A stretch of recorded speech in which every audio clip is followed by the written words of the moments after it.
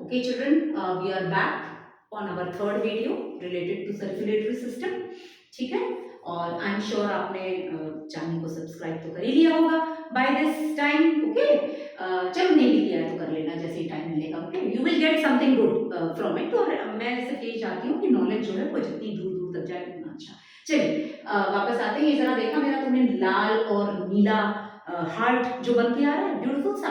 देखो कोशिश की है मैंने कि तुम्हारे दिमाग में एक चीज बैठ जाए कि यहाँ नीला यानी डीऑक्सीनेटेड, ये पूरा एरिया डीऑक्सीनेटेड, और देखो यहाँ से ये रेड, तो ये ऑक्सीनेटेड, ये पूरा एरिया ऑक्सीनेटेड और डीऑक्सीनेटेड. तो ये थोड़ा दिमाग में बिठा के चलेंगे, राइट. अब देखो यहाँ पे एक जो दूसरी चीज आती है वो होती है वैल्व्स. अभी आएगा वैल्व्स का कमाल. लेट अस सी वैल्व्स क्या है. ब्लड या लिक्विड कभी भी प्रेशर में फ्लो कराओगे ना तो क्या होगा, वो बैक फ्लो मारेगा. प्रेशर ऐसी चीज है कि जब एक डायरेक्शन से दूसरी डायरेक्शन में बढ़ती है तो लिक्विड दूसरे डायरेक्शन में भागने लगता है. तो क्या होगा, अगर ब्लड मान लो, एक एग्जांपल दे रही हूँ कि ब्लड ऊपर से नीचे आया, ठीक, और वापस से बैक फ्लो करके ऊपर चला गया, तो तुमने तो एनर्जी स्पेंड करी ना उसको ऊपर से नीचे भेजने में. It is going back to the same place, यानी कि जो टोटल वर्क है वो जीरो हो गया. तो हमें जीरो तो नहीं करना है, हमें तो प्रॉपर काम करना है. ठीक है, तो यहाँ पे अब हम किसकी हेल्प लेते हैं, वैल्व्स की. वैल्व्स के लिए एक वर्ड आता है to prevent back flow of blood. अब ऐसा है ना कि यही है वो की फ्रेज. कहीं भी आए, कितने भी मार्क्स में आए, शुरुआत में ये चिपका दो, to prevent back flow of blood. What is the role of valve, you know, to prevent the back flow of blood. इसके आगे पीछे जो माना लिखते रहो, इफ इट इज देयर तो ये कीवर्ड है, इस पे तो मार्क्स मिले मिले. अब यहाँ पे देखो जो वैल्व होता है, पहला वैल्व जो है वो ट्राइकस्पिड वैल्व है. तो this is your tricuspid valve. और यहाँ पे जो वैल्व है यानी कि जो लेफ्ट ऑरिकल और लेफ्ट वेंट्रिकल के बीच में है, लेफ्ट साइड में है, उसको बाइकस्पिड वैल्व कहते हैं या फिर मीट्रल वैल्व भी कहते हैं. बाइकस्पिड या मीट्रल वैल्व. और ये है ट्राइकस्पिड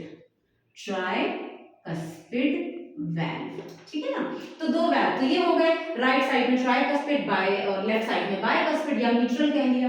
अब इसके अलावा एक सेट वैल्व का यहां भी प्रेजेंट है. देखो ये है pulmonary semilunar valve. Pulmonary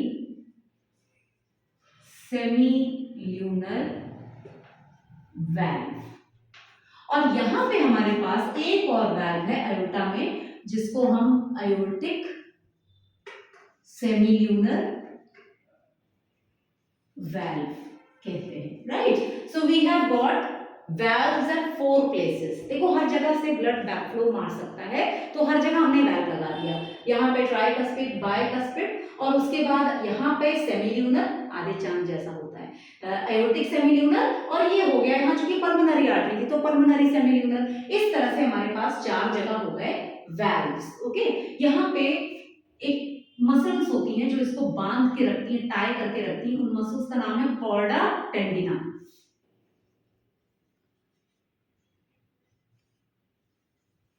chorda tendineae, this is for class 11. Basically chordae tendineae जानने में कोई प्रॉब्लम नहीं है. हॉट्स का क्वेश्चन बन सकता है या कभी टिक मारने के लिए आ जाए, ओलंपियाड्स में आ जाए, वेरेवर. तो आप बस ये समझिए कि इन वैल्व्स के ओपनिंग क्लोजिंग जो है स्पेशल टेंडन्स पर डिपेंड करती है, जिनका नाम कॉर्डा टेंडिना है. तो नाउ ये वैल्व्स भी हो गए. अब एक और इंपॉर्टेंट चीज है जो सबसे इंपॉर्टेंट है, क्योंकि हमने शुरू में बताया था पहले वीडियो में कि हार्ट मायोजेनिक है, तो भैया मायोजेनिक होने के लिए उसको कहीं ना कहीं से करंट तो जनरेट करना पड़ेगा, और करंट जनरेट करने के लिए आपको कोई स्पेसिफिक पॉइंट चाहिए. वो पॉइंट है पेसमेकर. तो आपके इस एट्रियल रीजन में एक बंच ऑफ सिस्टम कह लीजिए, है ना, जिसको हम कहते हैं sino auricular node, SAN. So there is a system called SAN, जिसको हम पेसमेकर आपने मूवीज वगैरह में भी, है ना, ये टर्म खूब यूज होता है हार्ट से रिलेटेड कि पेसमेकर लगा हुआ है, जो पेसमेकर लगा हुआ है.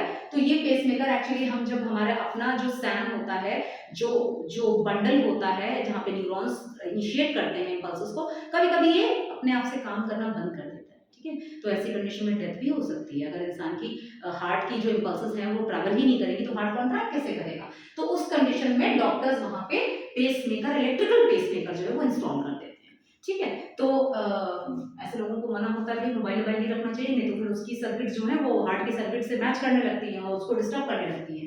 तो सैन जो है वो होता है जो इनिशिएट करने वाला इम्पल्स, और ठीक किसी के ऑपोजिट एवियन होता है यहाँ पे, एवीएन।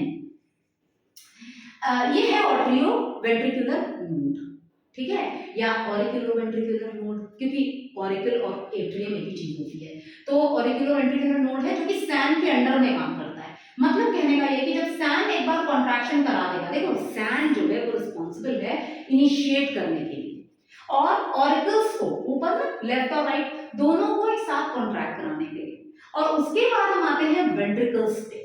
ठीक है, तो जो वेंट्रिकल्स होते हैं उनके कॉन्ट्रैक्शन के लिए रिस्पॉन्सिबल है एवियन, मगर एवियन इनिशिएट नहीं करता है, एवियन फॉलो करता है। एवियन इज फॉलोवर, बॉस तो सैन है, तो ये जो है उसको फॉलो करेगा। जब सैन अपनी इंपल्स रिलीज कर देगा तब जाकर के एवियन अपने एरिया को कॉन्ट्रैक्ट कराएगा। कहने का मतलब है यहाँ पे ये कि जब तक ऑरिकल्स नहीं कॉन्ट्रैक्ट करेंगे तब तक वेंट्रिकल्स कॉन्ट्रैक्ट नहीं कर सकते हैं, राइट। अच्छा, अब सैन से निकलती हैं बहुत सारी पर्कंजी फाइबर्स, और ये कार्डियक मसल्स में इंसर्टेड होते हैं, और वहां जाकर के उसका यहाँ से जो न्यूरल सिग्नल आता है उसको वो पहुंचाते हैं कार्डियक मसल्स में, और कार्डियक मसल्स कॉन्ट्रैक्ट करती हैं। और इन्हीं से जितने भी सिग्नल्स हैं इनमें से कुछ सिग्नल नीचे पहुंचता है, एस्केप करता है, या कह लो सब कांटेक्ट में ही है तो नीचे जाता है, जिससे कि यहाँ की जो मसल्स उसको पहुंचाती हैं एवियन में, और फाइनली एवियन को जब पता लगता है कि सैन का सिग्नल फैल चुका है, इसका मतलब कॉन्ट्रैक्शन हो चुका है, तो अब एवियन कॉन्ट्रैक्शन कराता है इस हिस्से का,